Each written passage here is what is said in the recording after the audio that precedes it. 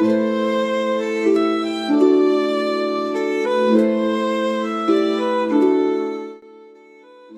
rain poured relentlessly as Lord Edric urged his horse through the winding village roads, his cloak heavy with water. He had ventured far beyond his estate, a rare occurrence for a nobleman of his stature.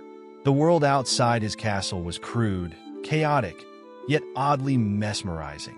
He had only meant to pass through, but fate, as always, had other plans. A misplaced turn, a confused stable boy's directions, and now he stood beneath the flickering lanterns of a modest tavern. The scent of damp wood and spiced wine filled the air, but something else, someone, caught his attention. At the far end of the room, laughter spilled from a woman's lips like liquid gold, rich and intoxicating. Lysandra.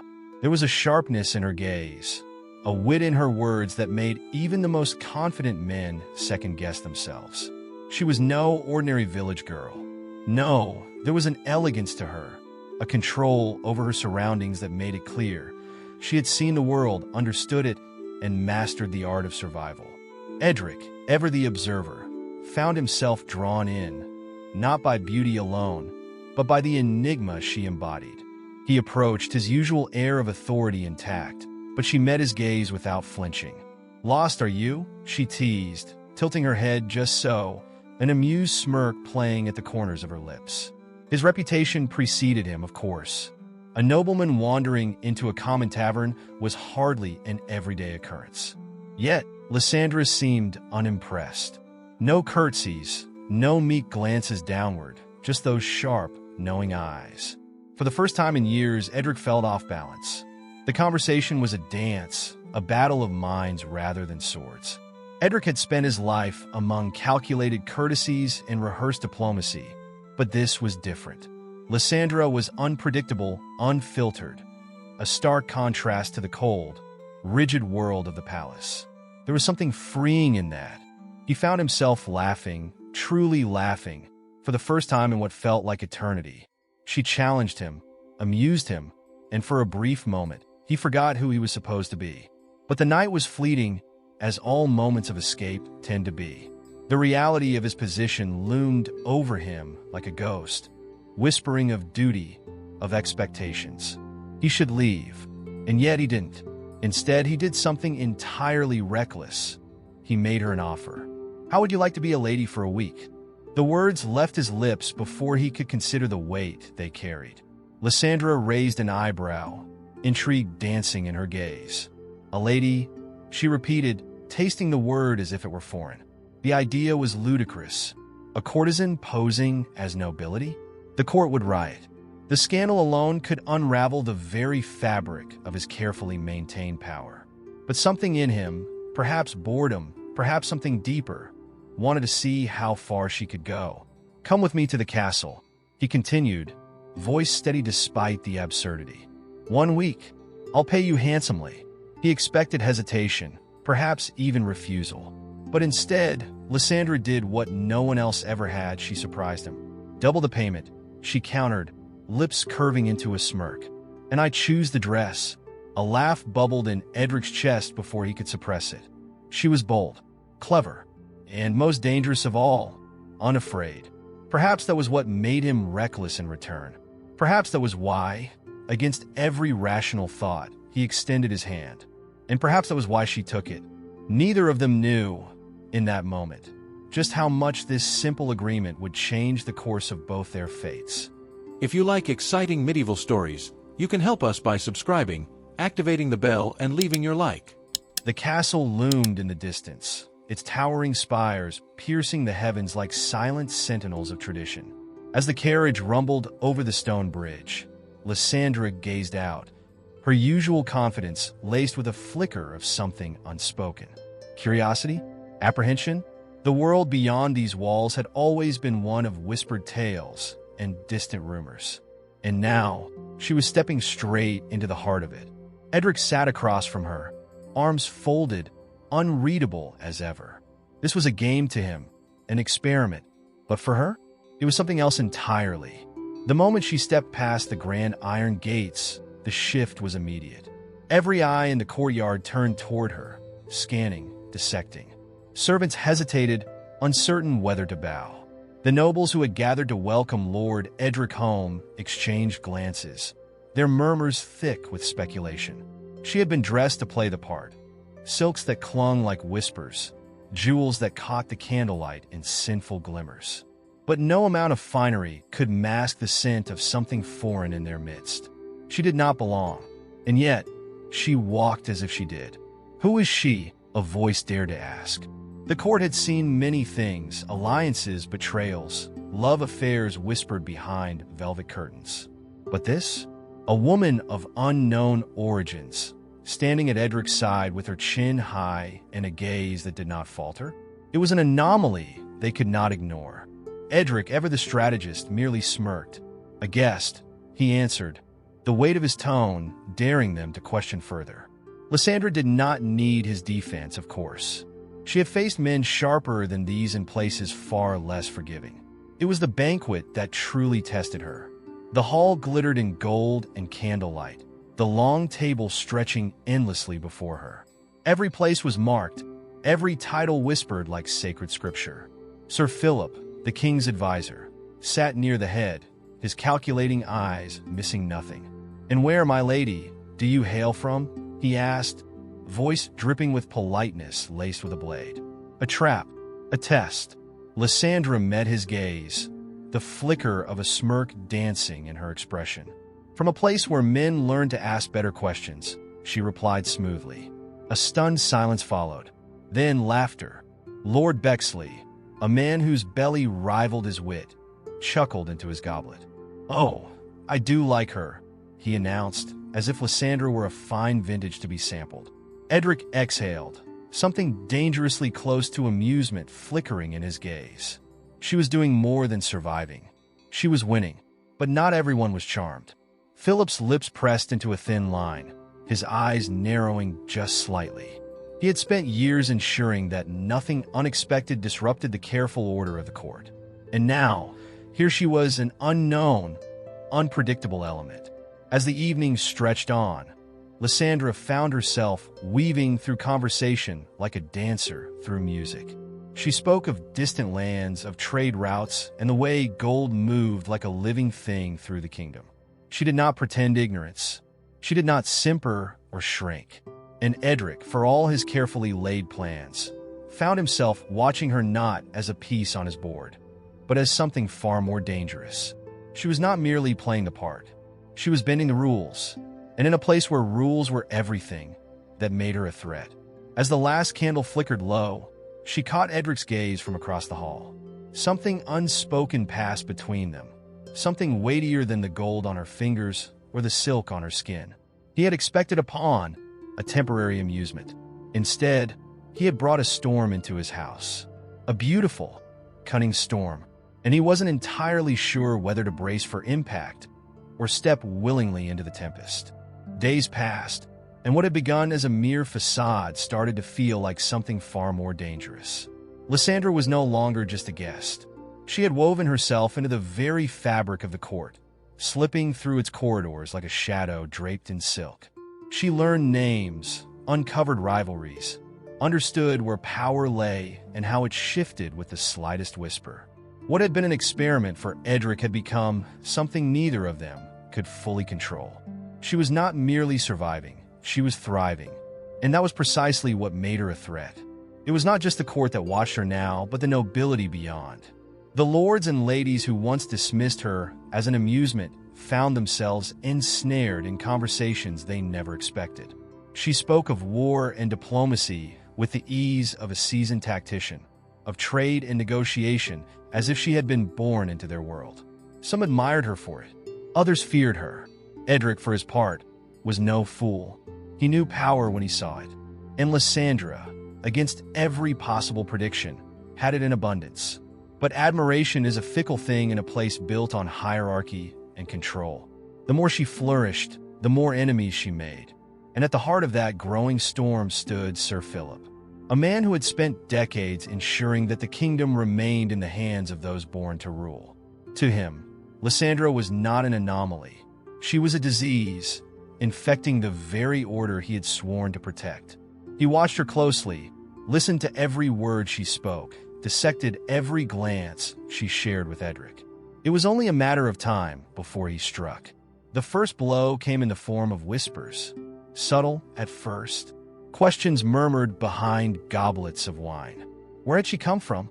What did she truly want? A woman so clever, so charming.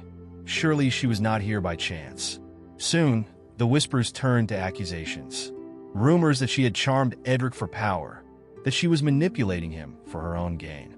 And in a court where perception was as deadly as a blade, those whispers were more dangerous than steel. Edric saw it happening. He saw the way some of his allies hesitated now, how their laughter was softer, their questions sharper. He knew how the game was played, and yet, for the first time, he found himself hesitating. Not because of politics, not because of strategy, but because the idea of losing Lysandra had become something he could not stomach. But power had its price, and love, in a world like theirs, was the most expensive currency of all. Sir Philip struck his final move at a gathering of the council, in full view of the kingdom's most influential lords. "She is an impostor," he declared, voice sharp as a blade. "A woman of unknown origins, whispering into the ear of a man who holds the fate of this kingdom in his hands." The words were calculated, laced with a truth that no one could deny. Lysandra was not of noble blood. She had no claim to the world she had stepped into. And in a room full of men who valued legacy above all else, that was a crime far greater than treason. The air was thick with silence. Eyes turned to Edric. This was the moment he was expected to sever the tie, to cast her aside and prove his loyalty to the order of things, to deny the feelings that had taken root against his better judgment. But Lysandra did not look at him with pleading eyes. She did not tremble. She stood as she always had, unbroken, unafraid. And in that moment, Edric realized the truth. This was no longer a game. What he chose next would change everything. The room was a battlefield of silence, thick with expectation. Edric's pulse roared in his ears as every eye in the chamber fixed upon him. Sir Philip had played his hand, and the weight of centuries-old tradition pressed against Edric's shoulders, demanding compliance. But then Lysandra. She stood as though the accusations meant nothing, her chin high, her eyes locked onto his. There was no fear, no plea, no silent request for him to save her. And that, perhaps, was what made his decision inevitable. "I will not entertain baseless accusations," Edric declared, his voice steady, commanding. "Lady Lysandra has proven her worth more than any of you sitting here, clinging to your titles like shields." Gasps rippled through the hall. A nobleman siding with a courtesan against his own counsel? It was unthinkable. Sir Philip's lips curled, but before he could counter, Edric delivered the final blow. "If my judgment is questioned," he added smoothly, "then perhaps those questioning it should remember who holds power in this court." But power alone would not be enough to silence the storm that followed. Lysandra was no longer simply a curiosity or a passing amusement. She had become a symbol, a wedge splitting the court into those who clung to the old ways and those who saw the possibility of something new. And nothing was more dangerous than change. The whispers grew darker, carrying the stench of conspiracy. It was no longer a question of whether they would strike. It was a matter of when. Edric knew the risks. He had played this game long enough to recognize the shifting tides. There was only one way to ensure Lysandra's survival. She had to leave. "You should go," he told her one night, his voice softer than it had ever been. "While you still can." But Lysandra merely tilted her head, amusement flickering in her gaze. "And let them win," she countered. "You mistake me for a woman who runs, my lord." He exhaled sharply. Of course she wouldn't leave. She was as reckless as he was. Their bond had deepened in ways neither of them had intended. It was no longer just about strategy, about proving a point to the court. It was something raw, something neither of them dared to name. He found himself drawn to her mind as much as her presence, to the way she saw the world not as a series of barriers, but as a battlefield of opportunities. She was unlike any woman he had ever known, and that terrified him. Because if he lost her, he would lose more than just a lover. He would lose himself. Sir Philip, however, was not a man to be outplayed twice. He struck with a force that shattered the fragile balance Edric had maintained. The accusations turned to formal charges: treason, seduction, corruption of the noble house. The punishment was exile, or worse. The court gathered once more, the air thick with judgment. Lysandra was to be stripped of her fabricated title, her very existence within these walls erased. Edric could stop it. He had the power to defy them once again. But this time, it would cost him everything. Lysandra met his gaze across the grand hall, her expression unreadable. Would he fight for her? Would he abandon the world he had been born into for the world they could create together? The weight of choice pressed upon him. He had spent his life following the rules, playing the game as it was meant to be played. But for the first time, he questioned whether the game was worth winning at all. The hall was suffocating, thick with tension as the court awaited Edric's verdict. The weight of tradition pressed against his chest like iron shackles, urging him to surrender. A nobleman did not defy the council. A nobleman did not risk everything for a woman of no standing. And yet, Edric found himself staring at Lysandra, not as a mistake to be corrected, but as the only truth he had ever known. She had rewritten the very fabric of his existence, and he was not about to let the court erase her. "I will not cast her aside," Edric declared, his voice ringing through the chamber. Murmurs erupted, gasps of disbelief rippling like a storm.